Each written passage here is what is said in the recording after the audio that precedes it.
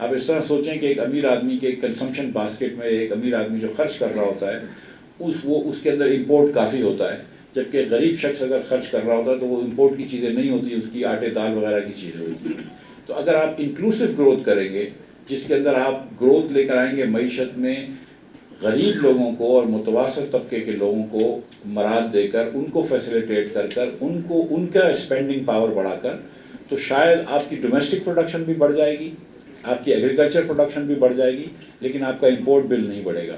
تو وہ گروتھ جو ہے وہ انکلوسیو تو ہوگی لیکن سسٹینیبل بھی ہو جائے گی۔ اس کے ساتھ ساتھ یہ دیکھ لیں آپ کے ایکسپورٹس جو ہے 80% ہماری انڈسٹری جو پاکستان میں ہے وہ امپورٹ کے لیے لگی ہوئی ہے، وہ لوکل ڈومیسٹک سیلز کے لیے لگی ہے اور ایکسپورٹس کے لیے نہیں لگی ہوئی۔ تو ہم کو اس کا بھی رخ ادھر لے کر جانا ہے کہ زیادہ تر انڈسٹری جو اب لگے وہ ایکسپورٹ کے لیے لگے اور ہم ایکسپورٹ میں کمپیریٹو ہو جائیں۔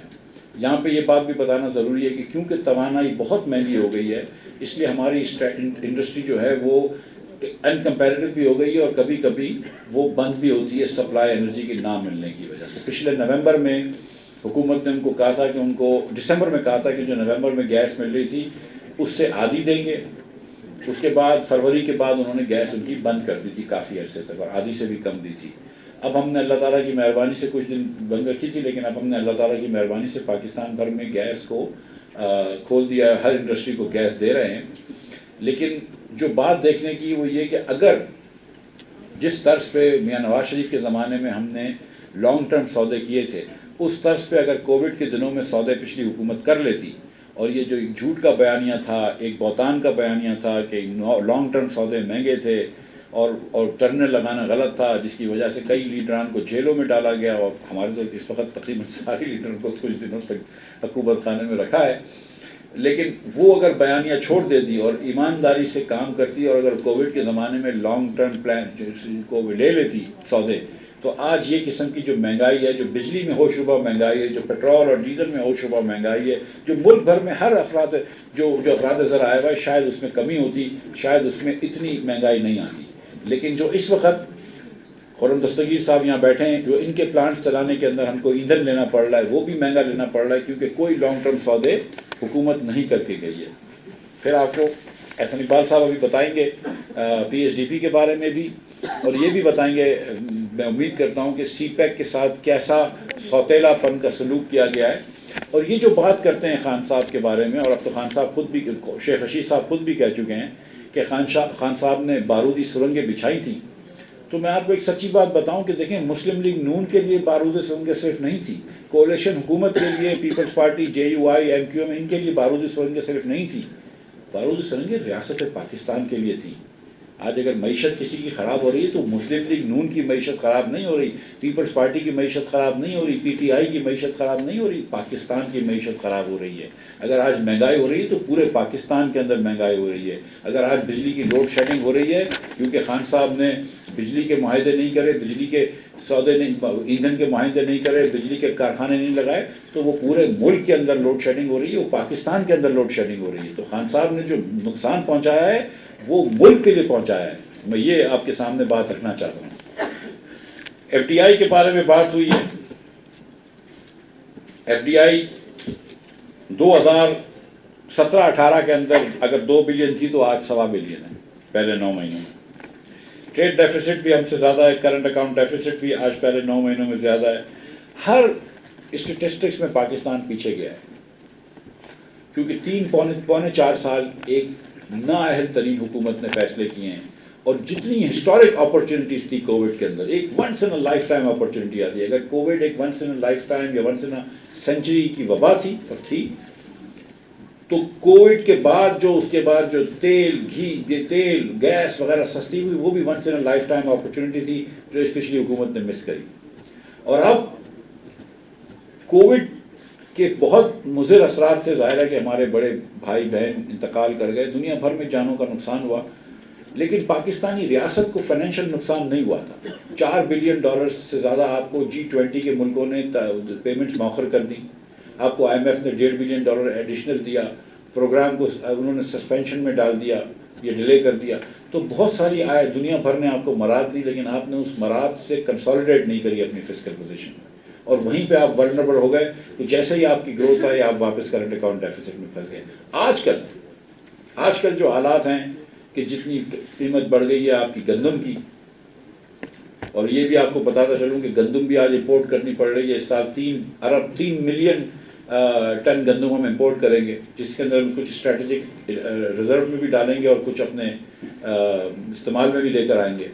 اور ہم دنیا بھر سے کہیں سے بھی ریڈی ہیں. اس وقت ہم نے پہلا جو اپروول دیا G2G نیگوسیشن کا وہ رشیا سے دیا ہے.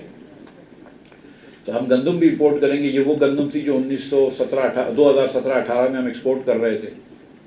پچھلے سال ہم نے چینی بھی امپورٹ کری ہے، وہی چینی ہے جو 2017-18 میں ہم ایکسپورٹ کر رہے تھے. ہم پچھلے 2 سالوں میں آپ کو پتا ہے کہ پچھلے سے پچھلے سال 5 ملین بیل، یہ 5.5 ملین بیل ہم نے کاٹن کی پیدا کی ہیں، جو کہ 1983-84 کے بعد سب سے کم تھی. تو بہت جگہوں پہ پاکستان جو تھا وہ پیچھے چلا گیا، اور یہ اتفاق نہیں ہو سکتا ہے. میں سمجھتا ہوں کہ یہ ان لوگوں کی کچھ غلطی ہے. ایک دو باتیں فسکل کی افیئرس کی کر لوں کہ جب 2017-18 میں ہماری حکومت گئی تھی تو اس وقت tax to G D P ہم FBR tax to G D P 11.1% تھا. ہم جب آئے تھے 2013 میں تو 8.5 پہ آئے تھے اور چھوڑ کے گئے تھے. تو اللہ تعالیٰ کی مہربانی سے 11.1 پہ چھوڑ کے گئے تھے. وہ تینوں سال، وہ پرانی جی ڈی پی کی ابھی بات کر رہا ہوں، تینوں سال جو تھی وہ PTI کی حکومت اس ریٹ پہ نہیں پہنچ سکی. پہلے سال 9.2 کرا، پھر 9.6 یا 8 کرا، پھر 10.2 کرا. اس سال بھی 11.1 پہ نہیں پہنچے گی، لیکن اگر نئی جی ڈی پی کے حساب لے لیں تو میرے خیال سے 8.5% پہ پہنچتی ہے tax to G D P ratio. جبکہ ایک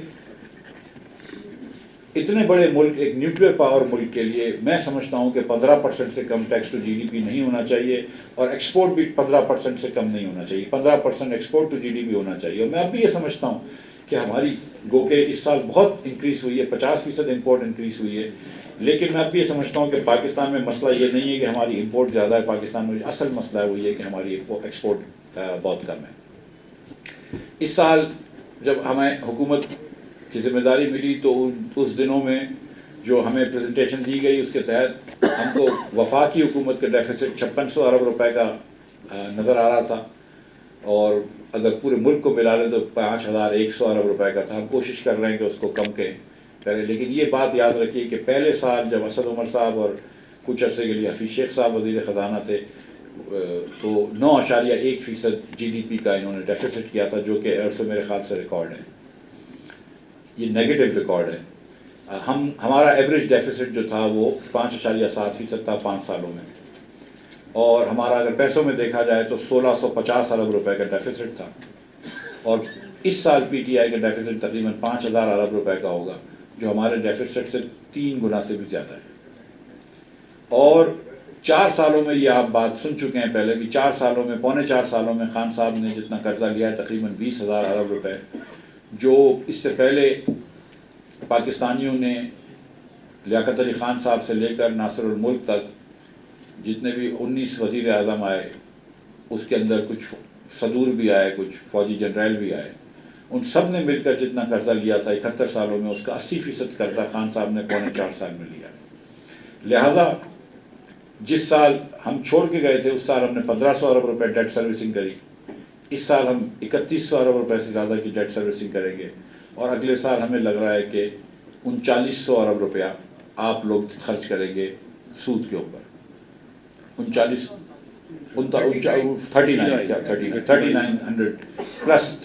بلین پلس 3.9 ٹریلین روپیز یا 3,90,000 کروڑ روپے. یہ آپ قرضہ واپس کریں گے، سود واپس دیں گے اس سال. اور یہ ایک وجہ یہ ہے کہ یہ سب سے بڑے ڈیفیسٹ کیا. اور ایک اور ریکارڈ انہوں نے کیا ہے کہ پہلے سال انہوں نے 9.1% ڈیفیسٹ کیا، دوسرے سال انہوں نے نیگیٹو گروتھ کی، جو میرے خیال سے پاکستان میں شاید ایک مرتبہ ہوئی ہے 70 سال کی ہسٹری میں. وہ بھی خان صاحب نے کر کے دکھایا، نیگیٹو گروتھ بھی کر کے دکھائی، tax to G D P ratio بھی کر کے دکھایا. یہ وہ حکومت تھی جو کہتی تھی ہم ڈبل کر دیں گے، انہوں نے tax to G D P ratio بھی کم کیا، budget deficit to G D P ratio بھی ہائیسٹ رکھا، اور نیگیٹو گروتھ بھی کری. تو یہ ایک سٹوری ہے پاکستان کے اندر. اور یہ میں یہ کہنا چاہتا ہوں کہ بڑا چیلنج ہمارے لیے، پاکستانیوں کے لیے، سب کے لیے، ہر پارٹی کے لیے، ہر قوم کے لیے، ہماری پوری قوم کے لیے یہ ہے کہ ہم گروتھ تو لے کر آئیں۔ دیکھیں اس ملک میں 2.4% پاپولیشن بڑھتی ہے، ہم 18 سے 20 لاکھ تو ہمارے لیبر فورس میں انٹرنٹس ہوتے ہیں، ہماری ینگ ترین پاپولیشن ہے، دنیا کی ینگ ترین میں سے ہے۔ تو گروتھ لانا ہمارے لیے مشکل نہیں ہے، ہمارے لیے مشکل ہے کہ سسٹینیبل گروتھ کیسے لائیں، انکلوسیو گروتھ کیسے لے آئیں، غریب ترین لوگوں کو کس طرح ہم وہ کریں، پروٹیکٹ کریں۔ اور یہ چیلنج پاکستان میں پہلے بھی تھا اور اب بھی ہے، اور انشاءاللہ تعالیٰ اللہ تعالیٰ کی مدد سے ہم کوشش کریں گے کہ اس چیلنج کو ہم عبور کریں۔